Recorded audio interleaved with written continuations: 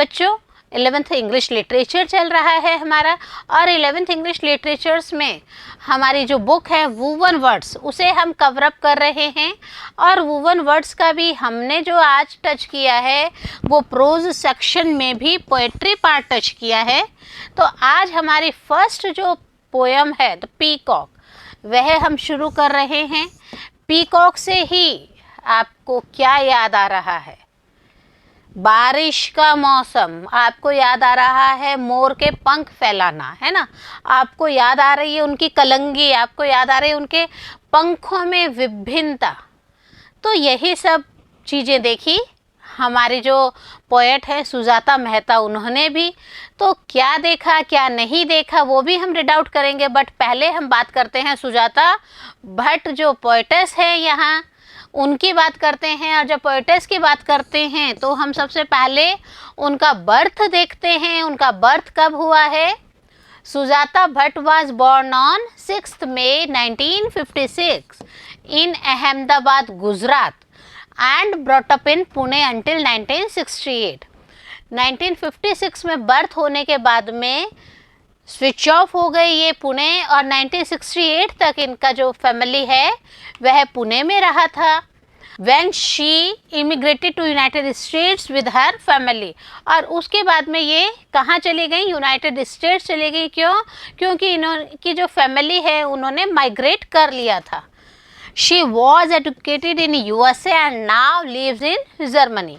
इनकी बाकी की सारी एजुकेशन यूएसए में हुई, एंड एट प्रेजेंट की अगर हम बात करें सुजाता भट्ट मैम की, पोएटेस की, तो वो जर्मनी में रह रही हैं। हम बात करते हैं इनकी स्टडीज़ की, तो हम क्या देखते हैं? She studied in the states receiving N MFA from the university of law and went on be writer in residence at the University of Victoria, Canada. Victoria Canada की बात की, इनको क्या हुआ? MFA मिला, और उसके यूनिवर्सिटी ऑफ लॉ में इनकी स्टडीज़ गोइंग हुई, एंड आफ्टर दैट इनको राइटर्स रेसिडेंस में जाने का सौभाग्य मिला, जो कहाँ पे था? यूनिवर्सिटी ऑफ विक्टोरिया कनाडा में स्थित है। More recently she was visiting fellow at Dickinson college, Pennsylvania. अभी कहाँ पे हैं ये? अभी ये डिकिंसन कॉलेज में स्टडीज़ करवा रही हैं। इट मीन्स हम कह सकते हैं कि कहीं ना कहीं आप वर्सटाइल इमेज लिए हुए कवर करते हो, तो आप कहीं पे भी अपने आप को सर्वाइव करवा सकते हो। और वो जो एक कहावत है ना, सर्वाइवल इज़ द फिटेस्ट, जो संघर्ष करेगा वही जिंदा रहेगा। तो भले ही आप यूएसए रह रहे हैं, भले ही आप यूनाइटेड किंगडम में हैं, भले आप इंडिया में हैं, भले आप जर्मनी में हैं, आप कहीं पे भी सेटल्ड हैं, आप अपने आप को सर्वाइव करवाने के लिए कुछ न कुछ काम करते रहते हैं। सुजाता भट्ट मैडम को भी हम देखते हैं। हम इनकी वर्क्स की बात करते हैं तो हम क्या देखते हैं? इन्होंने कई सारी चीज़ें लिखी, जिनमें से कुछ एक को मैंने यहाँ समावेश किया है। अगोट्रा जो कि 1997 में इनका लिखा हुआ है। प्योर लिजार्ड, प्योर लिजार्ड इनका 2007 का एक एपिक है। और अ कलर फॉर सॉलिट्यूड की हम बात करते हैं, जो 2002 में इनके द्वारा लिखा गया था। इसी तरह से इन्होंने एक और चीज़ लिखी, द स्टिंकिंग रोज 1991 में। मंकी शेडोज़, मंकी शेडोज़ होती हैं क्या? बट मंकी शेडोज़ को रिजेंबल करके इन्होंने 1988 में एक और वर्क करा, एक और वर्क के ऊपर काम किया, और हम कह सकते हैं कि इनका जो वर्क है वह बोलता है। हम एक और इनका देखते हैं, ब्रंजिम 1988 में आया था। इसके अलावा और भी इनके काफ़ी चीज़ें इन्होंने कवर की अपनी राइटिंग्स में, बहुत अच्छा काम किया, और इसीलिए इनको टाइम टू टाइम अवार्ड से भी सम्मानित किया जाता है। सबसे पहले हम उल्टी गिनती शुरू करते हैं। हम बात करते हैं 2008 की। 2008 में इनको forward poetry prize for best poetry collection of the year का अवार्ड मिला, और वह एक शॉर्ट लिस्ट किया गया था और उसको इसमें इंक्लूड किया गया था। इसके अलावा इनको 2000 में ट्रेटी पोएट्री प्राइज़ जो कि इटली का है, उससे भी इनको सम्मानित किया गया। इसके अलावा हम देखते हैं 1995 में भी एक और शॉर्टलिस्ट हुई थी। इनका कलेक्शन क्या था? Forward poetry prize for best poetry collection of the year. तो यहाँ पे इनको भी शॉर्टलिस्ट किया गया था। इसके अलावा 1991 की हम बात करते हैं तो हम क्या देखते हैं, कौलमंडली अवार्ड भी इनको मिला है। शॉर्टलिस्ट अलग हुआ है, अवार्डिंग अलग हुआ है। 1989 में अगर हम बात करें तो हम क्या देखते हैं, 1989 में इनको कॉमनवेल्थ पोएट्री प्राइज़ जो कि एशिया का अवार्ड है वह इनको मिला है। 1989 में ही इनको Commonwealth poetry prize for best first collection के लिए भी इनको जो कॉमनवेल्थ पोएट्री प्राइज़ है वह मिला है इन द ईयर 1989 एशिया का अलग मिला है और कलेक्शन का अलग मिला है। हम बात करते हैं 1988 की। हम क्या देखते हैं, एलिस हंट बार्टलेट अवार्ड इनको मिला, इनके काम को सराहा गया, इनको प्रेज़ किया गया। और हम अगर बात करें कि ये गुजराती बेस्ड जो लेडी हैं तो नो डाउट इन्होंने जो गुजराती के ट्रांसलेशंस हैं, गुजराती वर्क्स का ट्रांसलेशंस है वह भी किया है। She has also translated Gujarati poetry into English. तो गुजराती पोएट्री को इंग्लिश में ट्रांसलेट करना और ऑल ओवर द वर्ल्ड लोगों के सामने लेके आना भी इनकी बहुत ही बड़ी खूबी रही है।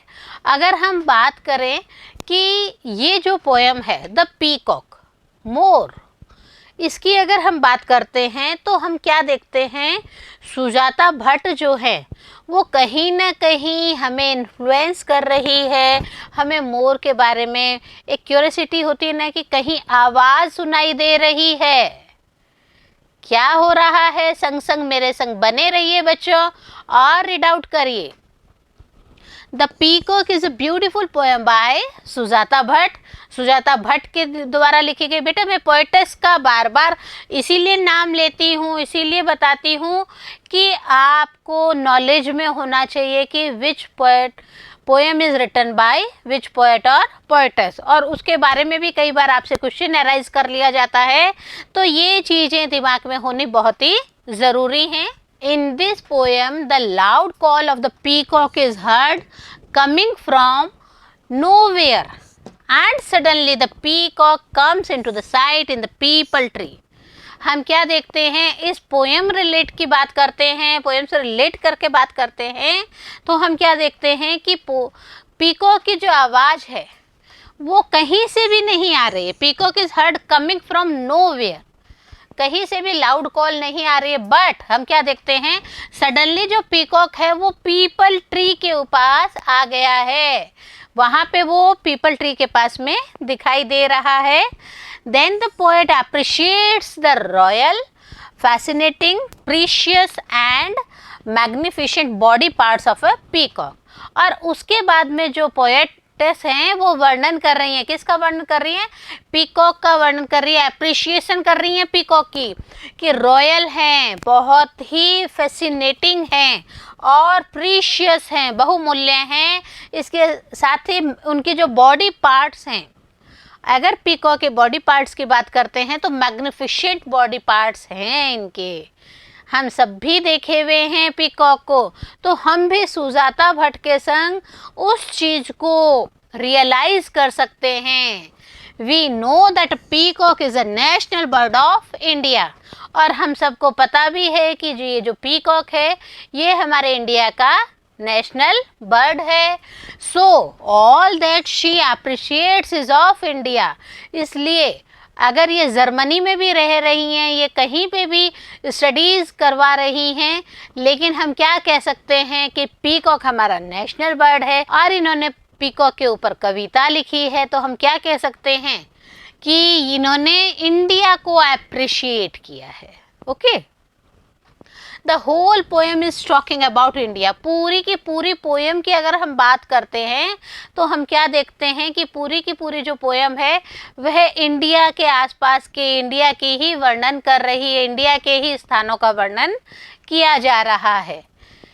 Let us think that a man is reading something interesting book with great concentration and he gets irritated at the sound of the wind or at the humming of bees in some nearby bushes. यहाँ पे बात हो रही है कि आप एक चीज़ सोचिए कि एक जो इंसान है वो बड़ी तल्लीनता से, बहुत ही ज़्यादा कंसंट्रेट करके अपनी मनपसंद बुक को पढ़ रहा है, लेकिन उसी वक्त होता क्या है, उसे इरिटेशन होने लग जाती है। इरिटेशन किस वजह से हो रही है? एक हवा का झोंका है वो बहुत आवाज़ कर रहा है, जो बीज की हमिंग है, मधुमक्खी का जो करके जो साउंड निकलता है, बजिंग साउंड, उसकी वजह से बुशेस के पास में, and he suddenly notices a blue shadow of a peacock passing over him. Itching वहाँ पे हो रही है, लेकिन जैसे ही वो अपनी नज़रें उठाते हैं वो क्या देखते हैं कि उनके पास से तो एक शेडो जा रही है पीकॉक की। It means something different is there. The winds will change and the humming of bees will stop. हवा का चलना बंद हो गया है, जो मधुमक्खियाँ हैं उनकी जो बजिंग साउंड है वो स्टॉप हो गया है। The man will see the peacock turning away. और जो इंसान है वो क्या देख रहा है? पीकॉक को देख रहा है, मोर को देख रहा है। He will see the moving tail which will present the sight of a blinking eyes. हम क्या देखते हैं कि यहाँ पे ये जो इंसान है ये पीकॉक की मूविंग टेल को देख रहा है। आपने देखा कि अगर वो पंख को फैला के भी नहीं रखते हैं तो वो चलते वक्त अपनी टेल्स को हिलाते रहते हैं, मूव करते रहते हैं। तो यहाँ पे वो तो ब्लिंकिंग आई से, झपकती आंखों से मोर को ही देख रहे थे, मोर की जो टेल है उसी को देख रहे थे। हम अगर इसकी समरी पढ़ें, अभी हमने पोयम का फ्रेमवर्क आपको बताया बच्चों, अगर हम समरी की बात करते हैं तो हम क्या देखते हैं? The peacock by Sujata Bhatt explains how she saw a glimpse of a bird which according to her seems like a peacock। यहाँ पे सुजाता भट्ट इस पोयम पीकॉक में एक्सप्लेन करना चाहती हैं कि एक ऐसा ग्लिम्स, एक ऐसा नज़रिया दिखता है, एक ऐसी उनको परछाई दिखती है जिससे उनको क्या लगता है कि ऐसा लग रहा है जैसे कि पीकॉक वहाँ पे मौजूद है। She explains more about the beauty, appearance and magnificence of the peacock in the first stanza। Poem का जो फर्स्ट स्टेंजा है, पहला स्टेंजा है, उसमें जो पोइटस हैं वो पीकॉक के को प्रेज कर रही हैं, उनकी ब्यूटी के बारे में बता रही हैं। हाउ द पीकॉक एंटर्स, वहाँ पे कैसे सडनली उनको पीकॉक की जो शेडो है वो दिखाई दे रही है, पीकॉक स्वयं दिखाई दे रहे हैं, और उनकी पीकॉक की जो अलग अलग उनके पंखों की, उनकी खुद की बनावट का जो अलग ही नज़रिया है वो सुजाता भट्ट को बहुत ज़्यादा इम्प्रेस कर रहा है। The second stanza pictures the poet waiting upon the peacock। Second stanza जो पोयम का है उसमें हम क्या देखते हैं कि वेट हो रहा है पीकॉक का, इंतज़ार किया जा रहा है पीकॉक का। She remembers how the elders told her to read a book while waiting for the bird। और उसे याद आता है सुजाता भट्ट को कि मेरे जो एल्डर्स हैं वो क्या कहते थे कि अगर आपको किसी भी पीकॉक को या कोई अपने मनपसंद पक्षी को देखना है तो आप रीड आउट करना शुरू कर दें, आप पढ़ना शुरू कर दें। इट मीन्स हम इसको इसी तरह से भी ले सकते हैं बच्चों कि चारों तरफ शांति होगी, पक्षी अपने आप को भयमुक्त महसूस करेंगे तो वो बाहर निकल के अपने ऊपर स्वच्छंद रूप से विचरण कर सकते हैं, अपने आप को फ्रीली महसूस कर सकते हैं। Keeping full concentration in the book she long waits doesn't take a toll on her. अपनी बुक पे प्रॉपर ध्यान देके सुजाता भट्ट जो हैं वो एक लंबा इंतज़ार करती हैं। किसका? पीकॉक का बच्चों, पीकॉक का इंतज़ार करती हैं। As she keeps the mind away from the bird, she feels a blue shadow। होता क्या है, जैसे ही वो अपने माइंड को थोड़ा सा इधर उधर देखती हैं कि पक्षी है क्या है, तभी उनको किसकी शेडो दिखाई देती है? एक ब्लू कलर की शेडो दिखाई देती है।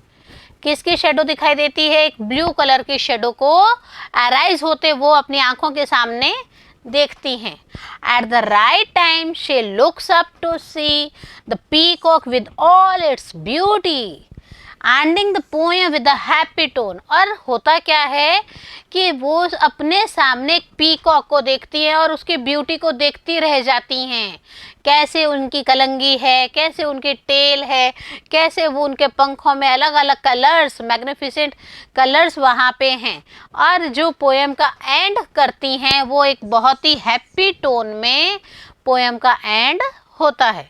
तो कई चीज़ों को अगर हम देखते हैं तो हम क्या देखते हैं, पीकॉक, पीकॉक हमारा नेशनल बर्ड, और नेशनल बर्ड जिसके बारे में सुजाता भट्ट अपने विचार लिख रही हैं।